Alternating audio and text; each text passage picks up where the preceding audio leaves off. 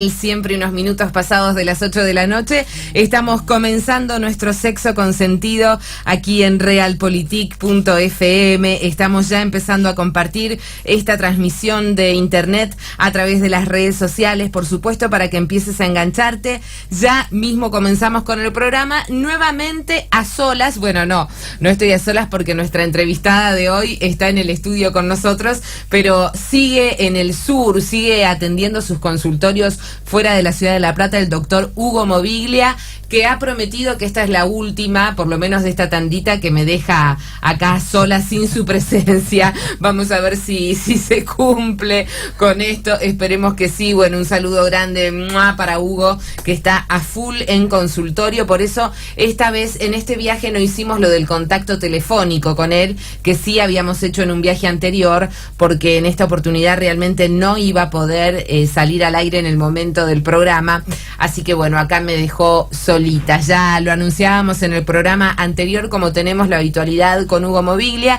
El tema de hoy muy interesante, no solo por el abordaje que Susana, ahora la vamos a presentar, nos va a dar, sino también por todo lo que implica esto de pensar en el sexo, pensar en la sexualidad, en la discapacidad o a partir de una discapacidad. Ahora vamos a hablar con ella y ella nos va a explicar todo. Ya te estoy invitando a que empieces a sumarte al WhatsApp, el 221-360-4430, 221-360-4430. No te olvides que todos tus comentarios, todos los comentarios participan por los dos espumantes exclusivos de Assemblage Casa de Vinos, de calle 10, 59 y 60, que es un espectáculo. Y los comentarios de redes sociales también participan, así que ya los estamos invitando a que se sumen. Y ya mismo la presento a Susana Mitre, que además llegó, se sentó en el estudio y lo primero que me dijo es: este es mi libro. Lo muestro en la camarita, este es mi libro, La Punta del Ovillo. Por ahí vamos a arrancar, por La Punta del Ovillo, con Susana Mitre, que nos está visitando. Habitualmente la presentación de nuestros invitados la hace el doctor Hugo Moviglia. Te va a tocar a vos presentarte a vos misma. Sí, cómo no. Y contarnos tu especialidad y, bueno, por supuesto, este desencadenante de empezar a trabajar más específicamente sobre el tema de la sexualidad en la discapacidad, que, bueno, es el tema que nos ha reunido hoy particularmente y que resulta muy, muy interesante, ¿no es cierto? ¿Cómo estás? Bienvenida. Bueno, muchas gracias por la invitación. Mis besos al doctor Moviglia, si nos está escuchando. Sí, que me abandonó. Que no tenga mucho frío, no sé cómo está el sur, pero bueno, acá está medio feo el día. Acá está medio raro, ¿no? Sí, templado, no sé, por momentos pesado. Y sí, son esos días que nos llevan a la reflexión. Y bueno, vamos a hablar hoy de sexualidad y discapacidad, pero vamos a hablar de sexualidad en un día reflexivo, ¿no? Porque, bueno, sí, vos dijiste que llegué y te presenté primero mi libro, que es una manera de presentarme. Es una muy linda manera de presentarse. Justamente por esto de que estás planteando al empezar. La punta del ovillo. La punta del ovillo. De lo interesante que resulta ser el tema de la sexualidad y la discapacidad, ¿no? Ajá, sí. Y bueno, ahí empezó mi pregunta, que termina en el libro. ¿Por qué es tan interesante? ¿No? ¿Por qué despierta tanta intriga? ¿Sí? Bueno, ahí empecé yo en su momento a disertar sobre este tema. Hace muchos años que me recibí de terapeuta sexual. Y bueno, mi trabajo... Tu profesión de base es psicóloga, soy licenciada, ¿no? Sí, psicóloga. La licenciatura vino después, en realidad. Yo me recibí en el 76, así que aclaro la audiencia, 66 años voy a cumplir en breve. Sí. No sabía si decirlo como lo dijiste, en el 76 yo nací. Vos nacías a la psicología y yo nacía a la vida en general. Bueno, así que unidas por ese año, vaya año, claro, vaya año de la historia, ¿no? Qué año difícil. Qué año difícil, sí. Bueno, y yo llegué al tema de la discapacidad casi empujada por la vida. No es algo que yo hubiera elegido, digamos, ¿no? Ajá. Porque, digamos, y tiene que ver con cómo empezamos, ¿no? Porque resulta que, bueno, yo estaba ejerciendo como psicóloga. Sí. Y quería trabajar con la discapacidad. Yo tengo una discapacidad, también le voy a comentar a la audiencia para entender un poco cuál es la situación. Claro. También soy de esa generación de la epidemia de poliomielitis. Ay, de la polio, De la claro. polio. Yo me enfermé. Y te quedó en una el secuela. 50. Sí, tengo una secuela en el miembro inferior derecho, una monoparesia, que me lleva a tener un aparato, y en este momento que avanza mi edad, lo acompaño con un bastón. Así que bueno, esto ha sido mi vida en realidad, o mi vida fue con esto, o a través, o acompañada de esto, no sé. Fue mi vida.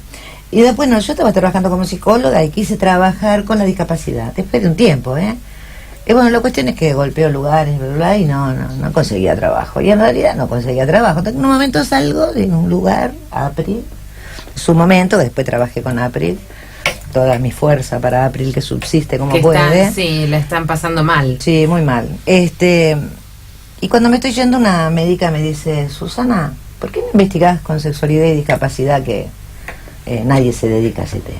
Ya empezamos, nadie se dedica a ese tema. La cuestión que voy a Buenos Aires a formarme como sexóloga, en la otra línea de Mobilia, digamos, yo fui por Laura Galdiz, y en la otra escuela, digamos. La otra escuela.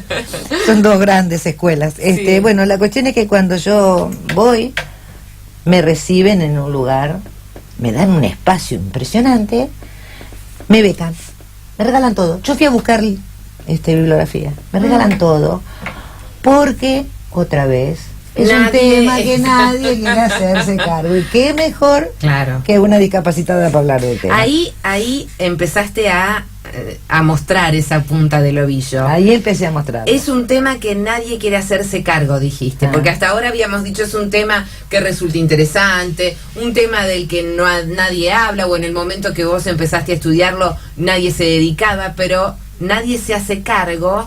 Ya implica otra cuestión, ¿no? Seguro. Y la pregunta que vino después es: ¿de qué cosa no queremos hacernos cargo?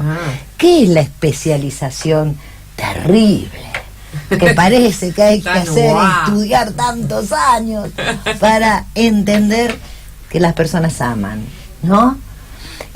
Cuando yo hice la formación, y esto es literal, me ofrecieron, al final de la formación, que obviamente me regalaron por renga nada más, me ofrecieron poner el departamento de discapacitados. Entonces le contesté, y acá creo que inicio un poco este momento con ustedes, ¿no? A lo cual le contesté: no hay un departamento de discapacitados. Claro. Digamos, el único departamento. No porque empezar excluyendo. Por eso, el único departamento que existe es el que tiene un techo y yo estoy adentro, qué sé yo. Ahí pongo en el libro que a veces puede proteger, si tengo suerte, mis noches de amor, pero bueno, ese es el único departamento. Entonces, departamentalizar la sexualidad, ahí empieza mi postura. Les dije que gracias, que no quería, no aceptaba, y que si realmente me habían becado para esto, lo lamentaba por ellos. Y me acuerdo que al final de las jornadas, y acá arrancamos, si quieren, con todo lo que me quieras preguntar. Sí. Al final de la jornada, mi trabajo final fue: yo amo, tú amas, él ama, nosotros amamos, vosotros amáis, ellos aman. Esto es todo lo que tengo para decir. Claro. Y ahí empecé, sí, por supuesto, a investigar, sí, por supuesto, a buscar bibliografía, así como cualquier ciencia que quiere medianamente saber algo más. Esto no es empírico, por supuesto, lo empírico es mi vida, lo que puedo sacar de conclusión, pero lo demás no. Y bueno, he trabajado mucho con padres, porque en realidad este tema lo que trae implícito es la hipocresía, el miedo a mirar, ¿sí? Lo que no nos permitimos a nosotros mismos, digamos. ¿Por qué este tema despierta tanto? ¿Qué despierta? El miedo de cada uno, ¿sí? El no saber. Uno mira la vida con un esquema, ¿sí? En ese esquema no entra la diferencia, ¿sí? Digamos, y yo cuando hablo, una de las cosas que hablo, porque por supuesto después te voy a diferenciar la discapacidad mental de la física, etcétera. Sí, vamos a ir haciendo algunas algunas diferenciaciones. Sí, cómo no. Porque cómo además no. también dentro de lo físico me gustaría, o por lo menos era un poco lo que habíamos charlado en la previa con Hugo, sabiendo que además él no iba a estar hoy, pensar en esto como, por ejemplo, vos contabas de tu propia historia. Bueno, yo fui de la generación que nos tocó la poliomielitis y que nos trajo secuelas a los que contrajimos la enfermedad, y vos decías, bueno, ya a esta altura me ayudo con un bastón, vos misma lo mencionabas, ¿no? La diferencia que hay entre el que ya nace con una cuestión de algún tipo de dificultad física y el que la adquiere por alguna circunstancia, por una enfermedad, por un accidente. Totalmente. Que me parece que tal vez ese es el más complicado, sobre todo si esto ocurre en la vida adulta, ¿no? Sí. En donde Sí, uno sí. ya está esquematizado de una manera y de golpe tiene que empezar a redescubrir la vida y la sexualidad, por supuesto, y el sexo, por supuesto, dentro de la vida Sí, de sí. todos los días, en donde también ahí tenemos que redescubrirnos a partir de esta nueva situación en la que estamos, ¿no? Totalmente. Y otras situaciones, porque bueno, la polio tiene una característica, pero por ejemplo, lo que hoy, digamos, tenemos más clínicas son los lesionados medulares, ¿sí? Las personas que trabajan en altura y se caen, digamos, o deportes extremos, digamos, ¿no? Que es un tema, sí, importante, porque además pueden tener trastornos sexuales, y estoy hablando de la mecánica sexual, Claro. ¿sí? Que no es lo mismo la sexualidad que la mecánica sexual, digamos. Ujú. Que serían estas personas que sí acceden al consultorio, además de toda la cuestión emocional, porque puede haber algún tema físico, ¿sí? ¿Por Porque- qué no es lo mismo? Vamos a arrancar con las preguntas. Sí, por favor. No te quiero dejar pasar esas Dale. permanentemente vas tirando algunas puntas de ovillos y yo las quiero tomar. Está bien. ¿Por qué no es lo mismo la mecánica sexual que la sexualidad? ¿Por qué no es lo mismo? Porque la sexualidad es un tema de es estar en el mundo, digamos. Digamos, nadie come una manzana si no le gusta. Y cuando te gusta la manzana es sexualidad. Cuando uno se presenta ante el otro es sexualidad. Cuando uno quiere ser lindo, cuando uno quiere acceder a un modelo, tiene más que ver con una complejidad de vida, ¿sí? Donde ahí tenemos modelos de lo bello, ¿sí? Chicas que tienen que ser demasiado delgadas para que le entre la pollera, digamos.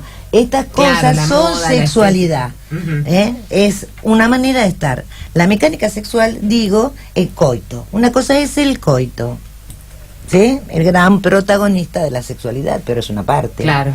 Entonces, un lesionado medular puede tener, de acuerdo a la altura de la lesión, una dificultad coital, Ujú. ¿sí? Que se subsana, por supuesto, con ejercicios, con formas, ¿sí? Depende si la lesión medular es completa o no, si la médula se le rompió toda o no, depende de la altura, ¿sí? Entonces, que sea la lesión, puede haber dificultades. Pero acá estamos hablando de coito. Cuando una persona cambia su condición física por una enfermedad o por un accidente, también son dos complejidades distintas, la enfermedad que el accidente. Sí, claro. Pero en realidad hay una manera nueva de moverse en el mundo y sí produce grandes crisis. Pero ahí estamos para ayudar, en este caso ayudar, y sí, la sexualidad es un tema que se aborda muy poco en los hospitales. Digamos, yo he trabajado con lesionados medulares en el Hospital San Martín por mucho tiempo, tuve una beca de investigación. Y bueno, y en general el médico no le cuesta preguntar porque presupone que tiene que tener la respuesta, ¿sí? Y no tenemos la respuesta. Entonces, la cuestión es preguntarle, porque entre esa persona y el profesional que quiere ayudarlo, van a encontrar juntos Una salida, Una una salida. solución. ¿Qué es lo que debería preguntarle? ¿Qué es lo que no se anima a preguntarle? sobre su sexualidad, sobre ¿Cómo si era su vida, por ejemplo, cómo era su vida sexual? su pareja, si la tiene, cómo claro. está, cuando inician una vida sexual, si tiene erección o no tiene erección, si tiene erección a la mañana, esas cosas se preguntan desde el urólogo, obviamente, si hay erección matinal o no la hay, digamos, si tiene una sensibilidad o no lo siente, Claro. y cuál es su preocupación en este aspecto de su vida. Pero es que por ahí ese es el tema, por eso termina resultando tan interesante, hasta morbo, hasta departamentable para algunos, ¿no? Esta cuestión, porque la sexualidad, nuestra vida sexual, el sexo, el coito, todo esto son cuestiones que son tabú en nuestra sociedad, aunque nos hacemos los que estamos muy evolucionados, sigue siendo, a mí, hace muchos años que hago esto de la radio y todo, como te decía hoy antes de empezar el programa, pero cuando empecé hace pocos meses con un programa, con un sexólogo, un programa que se llama Sexo Consentido, mucha gente se queda como, ¿cómo es el programa, el nuevo que tenés? Sexo Consentido. Ah, claro, y como que se acomodan, y pero ¿de qué hablan? No, bueno, entonces yo digo, no, bueno, pero es con un médico, es con un sexólogo, hablamos de sexo y de salud, hablamos de cosas que... Digamos que es un sexo intelectual el que estamos haciendo. No es un sexo explícito. Claro, es un sexo intelectual. Eso es bueno, lo voy a incorporar. Es un sexo intelectual, claro, porque de todos modos tan cancheros que somos, entre comillas, y sin embargo nos sigue costando mucho. Entonces, inclusive al propio profesional de la salud, sí. Ante una circunstancia, vos misma decís, hospitalaria, le cuesta arrancar por ahí, y el paciente seguramente lo está necesitando, y también tal vez le da vergüenza o pudor, o no sabe cómo encarar, o... Es que si no lo avala el profesional, no lo habla. Claro. Así como decís, vos estás en un programa y la gente te dice, ¿en qué están hablando? Claro, te imaginas la persona que ya padece, que le cambió la vida, que está en una cama, que está en un servicio sanitario, que viene un médico, imagínate, esta persona no va a preguntar nunca. No. Digamos, el que tiene que avalar la pregunta es el profesional, porque es un tema para conversar en conjunto, digamos, y más libremente, porque él no va a preguntar, porque si... digamos, el común denominador tiene miedo en relación a la sexualidad, a preguntar, la persona que es paciente, mucho menos. Si uno, porque para hablar de sexualidad uno deja de ser paciente en realidad, digamos, ¿sí? Uno puede hacer una pregunta urológica, respiratoria, cardiológica, pero la sexualidad tiene que ver con la vida emocional. Entonces, implica un acercamiento, implica una pregunta que implica pudor, para ser redundante, ¿no? Sí. Y intimidad, miedo, porque una persona que queda lesionada medular y tiene una pareja, ¿sí? Una de las cuestiones de su primer preocupación es cómo va a ser esa pareja, de la persona que sufrió el accidente y de la pareja. La pareja también tiene que ser tenida en cuenta, porque de repente está con alguien que no es el mismo que antes. Cambiado, claro. Entonces, la otra persona cambió, ¿no? Seguro.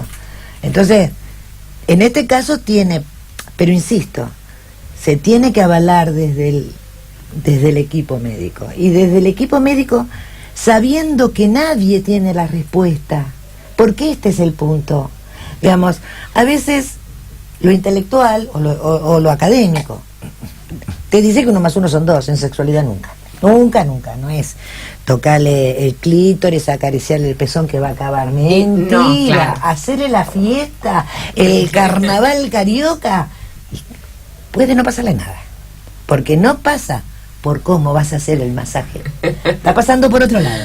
Pasa, ¿no? Por si lo recibes, si lo sientes, si no lo sientes. Es complejísimo, entonces, digamos, uno asesora y da cosas, pero bueno, por eso te digo, a veces la verdad le pasa a cualquier mujer, ¿no? Estamos hablando con Susana Mitre. El tema que vamos y que estamos ya desarrollando en el Sexo Consentido de hoy es sexualidad, sexo en discapacidad, y por supuesto que están todas las formas de comunicación preparadas para tus mensajes en el 221-360-4430, 360-4430, ese es el WhatsApp. Y también, por supuesto, los comentarios a través de la transmisión que compartimos en redes sociales. Todas esas preguntas, consultas, comentarios participan por los 2 espumantes exclusivos que nos brinda la gente de Assemblage, Casa de Vinos. Estaba como medio en blanco con la computadora, por eso desde que la miraba, ahí voy a poder, ahí pude abrir el Facebook, por ejemplo, entonces si hay comentarios ahora los voy a poder ver. Estaba un poquitito a ciegas con eso porque no se abría. Roberto, que ya nos dijo, excelente. Y quiero volver un poco a esto de la temática tabú de la sexualidad, y vos como que encaraste de lleno dos cuestiones que son tabú: sexualidad y discapacidad, sobre todo en estos últimos años, en donde tenemos que reeducarnos con el lenguaje y empezamos a que no se podía decir discapacidad, que debíamos decir capacidades diferentes, que debíamos decir, y uno llega a un momento que no sabe cómo expresarse, pero no todo es lo mismo, digamos, hay ciertas condiciones, entonces no queremos decirlo de normal, porque no estaría correcto en el idioma de hoy, en el lenguaje de hoy, hablar de algo normal o de algo anormal. Pero ¿cómo hacemos? ¿Cómo encaramos los temas, no? Yo revalorizaría, a mí me gustaría encarar desde el lenguaje, que es lo mío, la palabra discapacidad, pero jerarquizarla, digamos, decir, bueno, no, las cosas tienen un nombre y debemos llamarlas desde ahí, porque debemos no enmascararlas, ¿no? No disfrazarlas. Sí, en eso estoy de acuerdo. Para mí, yo te voy a decir cuál es mi posicionamiento con respecto a esto, claro. Porque por supuesto que el lenguaje, bueno, ahora estamos en toda una cuestión, ¿no? Ellas, con ellos, y toda esta cuestión. Con el lenguaje. A mí, la palabra discapacidad, en mi mirada y en mis disertaciones, implica un acto, no te voy a poner revolucionario para no ser muy grande, pero un acto que viene a denunciar. Yo denuncio que no hay accesos. Yo denuncio que no está bueno pensar que la belleza tiene una silueta. Y no lo denuncio para mí sola, lo denuncio. Claro, porque lo hago a público. veces en la vida, uno que está acercándose al modelo no tiene claro cuál es el costo que le está, que está pagando para hacer eso, ¿sí? De dinero, de dieta, de lo que sea. Entonces, para mí la discapacidad es un lugar que me permite ser contestataria, no sé cómo decirte. No es un lugar de sumisión, es lo contrario. Y a veces cuando yo estoy disertando con los padres de las personas con discapacidad mental, por ejemplo, que uno trabaja más con los padres, ahora vamos a llegar a eso. Claro, sí. Lo que les digo es, súmense a la protesta, súmense a lo injusto de ciertas cosas. Claro. No es cuestión de disimular, exactamente, tratar de igualarnos desde un disimule que no es la realidad, porque ¿cómo hago para realmente integrarme, para realmente comprender lo que le pasa a mi hijo, a mi hija, por ejemplo, o a mí mismo ante una situación de dificultad y de discapacidad, si yo la disimulo en que no, lo que tengo es capacidades diferentes? Sí, todos tenemos capacidades diferentes porque ninguno tenemos la misma capacidad uno de otro. Totalmente. Ni la misma sensibilidad, ni la misma forma, pero sí es cierto que hay cosas que no puedo hacer de la misma manera. Totalmente. Tengo que aprender a hacerlas desde lo que puedo, desde lo que tengo acceso, desde... Y lo que pasa es que el discapacitado viene a enseñar. El discapacitado enseña, no es al revés. El discapacitado nos muestra a la madre, a los padres sobre todo, que son los grandes luchadores. Ahí tenés APRI, ALPI y todo lo que tenés. Es la lucha de padres. Padres que lucharon. ¿Por qué luchan? Porque este hijo le viene a decir, mira mamá, mira papá, esto es injusto, porque yo no sé dónde ponerme. Entonces, no sé dónde ubicarme, claro. Entonces yo voy a estar con vos en esto. Y voy a pelear por un instituto, y voy a pelear por la ley, y voy a pelear... Digamos, uno tiene muchos ejemplos. Acá tenemos las Madres de Plaza de Mayo, que a partir de un dolor incomparable, no estoy diciendo con la discapacidad, no lo puedo comparar. No. A partir de un dolor, como una mujer puede organizar otra cosa. Puede, claro. Y la discapacidad, incomparable, vuelvo a decir. A lo mejor el ejemplo me fui un poco lejos, pero... yo que vengo a dar cuenta a este mundo Hoy cuando subí acá y te dije, uy, tenemos una montaña. Una montaña, sí. Yo la puedo subir, pero tenemos una montaña. ¿Entendés? Entonces, sí, porque la radio está en un primer piso, claro, y es un primer piso por escalera. En cuanto abrís la puerta, te encontrás con esa escalera que es bastante elevada. Y yo le dije, más o menos se le merece esto. Uy, tenemos una montaña, me dijo pero Susana. esto es una cosa. Pero, por ejemplo, a mí me ha pasado. Una vez me voy a comprar ropa, esto es una radio, esto es distinto. Pero una vez me voy a comprar una malla, fue muy gracioso. Me voy a comprar la malla. Entonces la elijo. Tenía la plata, necesitaba un banco, no había banquito. Digo, yo me he visto sentada. Digo, escúchame, ahí está la malla. En mi cartera tengo el dinero, en el medio necesito un banco. ¿Cómo hago? Claro, si no me siento, no me la puedo probar. Entonces, si no me la puedo probar, no me la puedo llevar. Y tengo el dinero y tengo la capacidad, y acá la palabra, tengo la capacidad de comprármela. ¿Sí? Soy capaz de comprarme, digamos. Una vuelta un paciente mío que tenía una parálisis cerebral, que hacía así, ¿no? Movimientos así, sí, que andaba, no sé, hoy pobrecito si estará vivo, pero bueno, andaba por la ciudad en su silla de ruedas andando para atrás, ¿no? Una vez alguien me dice, che, qué suicida fulano. No. ¿Cómo va a andar así? No, claro, arriesga su vida porque quiere vivir, ¿sí? Quiere vivir. Entonces él había puesto un puesto en acá en la Plaza Italia, un puesto de venta. Le costaba hablar, al parálisis cerebral tiene problemas también. Claro, también para hablar. Entonces él ponele, no me acuerdo, ponele que vendía la remera. Pasó una señora, no le podía comprar la remera porque no le alcanzaba la plata. Entonces le dejó una moneda. Fue tema de consultorio, porque él me dijo, yo no voy a mendigar. Él intentó decirle a la señora, si usted no tiene plata para la remera, no la compre, pero no me ponga una moneda.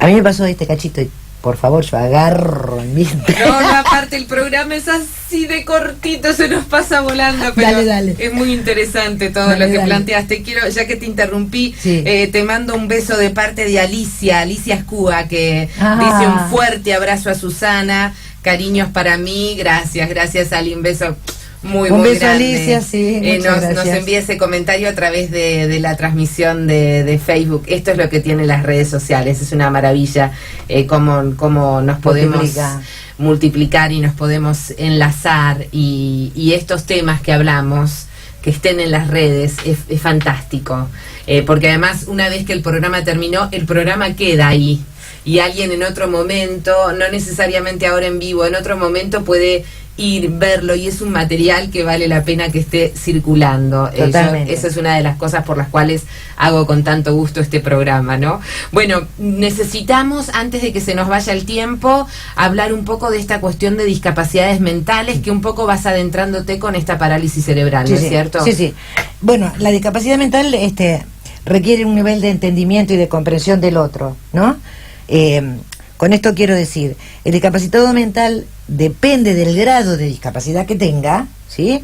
Si es leve, profundo, fronterizo, etcétera, es cómo va a desarrollar su vida psicosexual. Eso de fronterizo yo lo he escuchado algunas veces. ¿Qué quiere decir? Sí, porque está en el límite entre la normalidad y... Ajá. Depende, esos son todos niveles intelectuales, digamos, test y análisis, sí, el cociente intelectual. Pero lo que te digo es,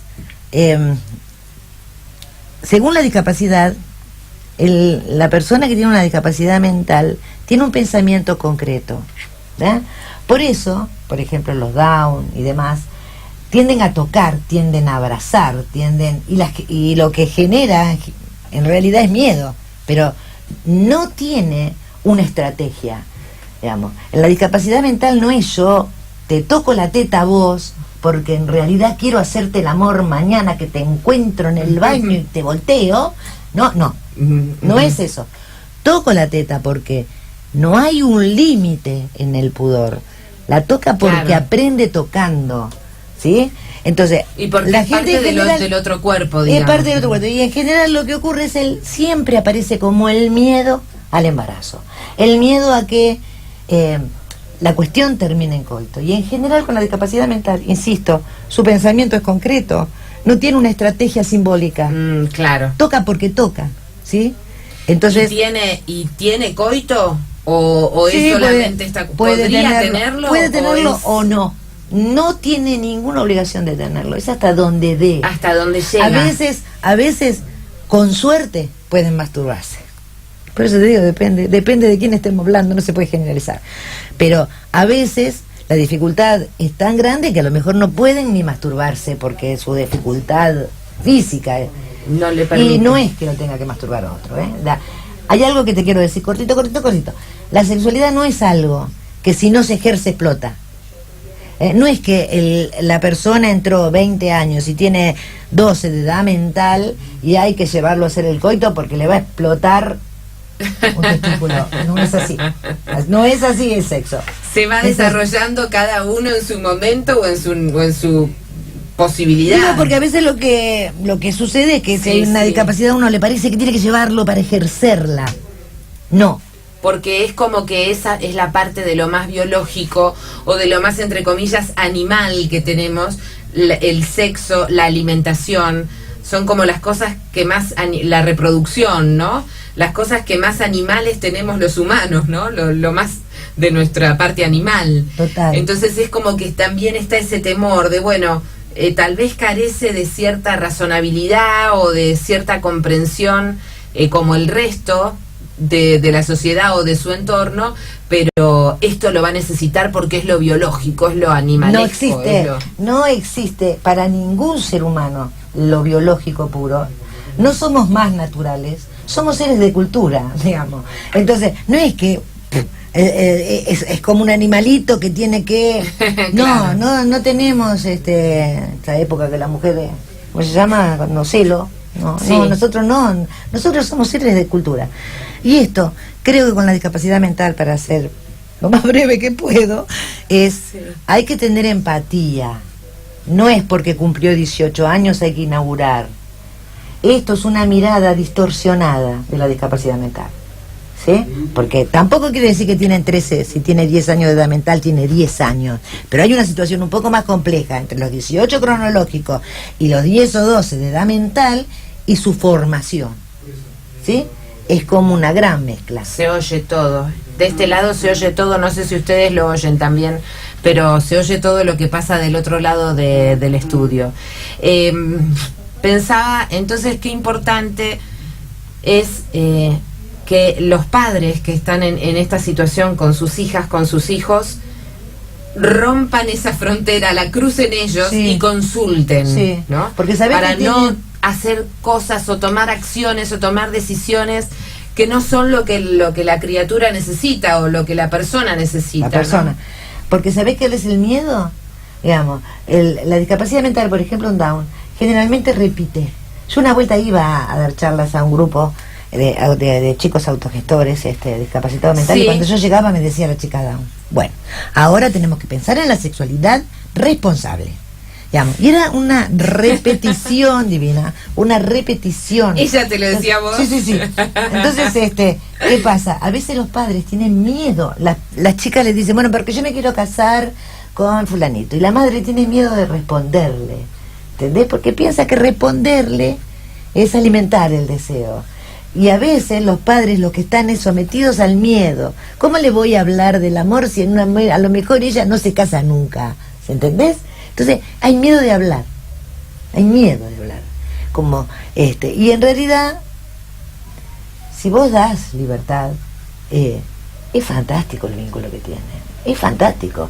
Digamos, todas las jornadas de discapacidad mental son hermosas porque terminas abrazado con alguien que te quiere, ¿viste? Donde no está. Mucho más manifiesto. Esta no todo, funciona. Claro. No hay tanto freno, claro. Dirían los abogados, no hay tanto freno inhibitorio, ¿no? No hay tanta cosa de tanta traba, justamente desde lo cultural o desde lo social. que como vos decías, somos seres culturales, más que animales, bueno, y eso justamente a veces es lo que nos lleva a nuestro ejercicio en plenitud y a veces al contrario, es lo que nos frena, ¿no?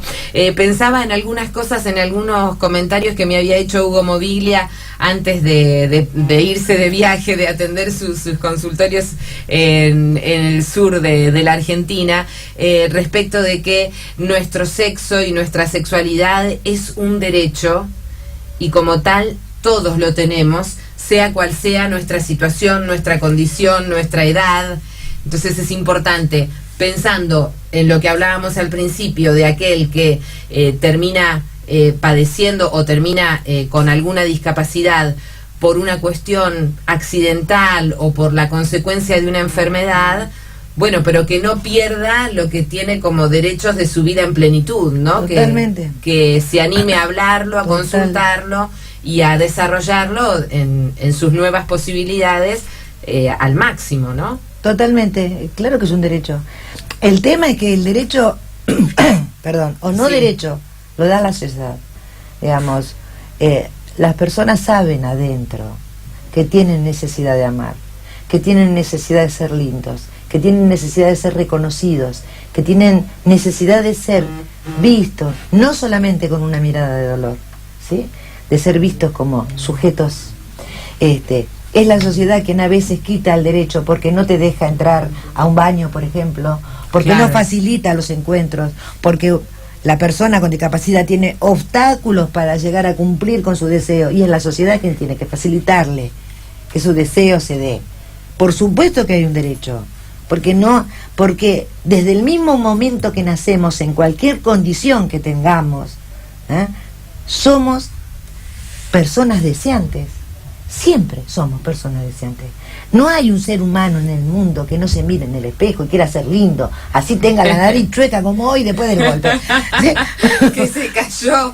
Bueno, pero no se nota nada. Yo estuve mirando la transmisión y no se nota nada. Tenemos que ir cerrando el programa ya a las 20:45. Como siempre, unos minutos nos pasamos. El agradecimiento para Santiago Sautel, para Rosario Castañet, que nos permiten pasarnos siempre un poquito. Nos ha acompañado hoy Susana Mitre. Ella llegó presentándose a mí, que no la conocía, con su libro, con La punta del ovillo, que lo tengo acá, y que lo voy a leer, de Ediciones al Margen.